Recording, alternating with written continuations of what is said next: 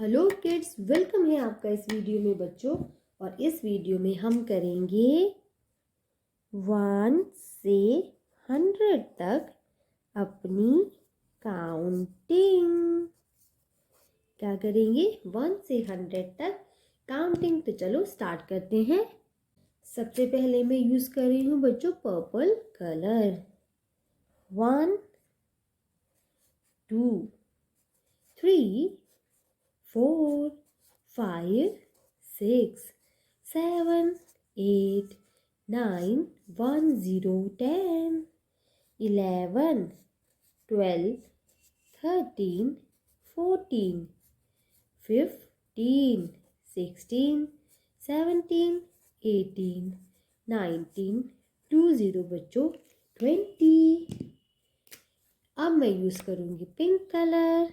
21 22 23 24 25 26 27 28 29 30 30 31 32 33 34 35 36 37 38 39 और 40 होता है बच्चों 40। अब मैं यूज करूंगी ऑरेंज कलर।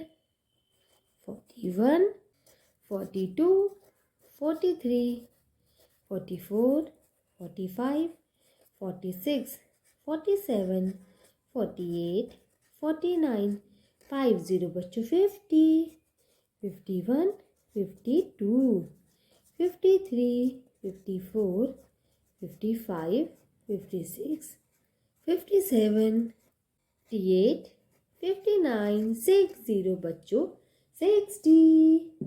अब हम यूज करेंगे ग्रीन कलर।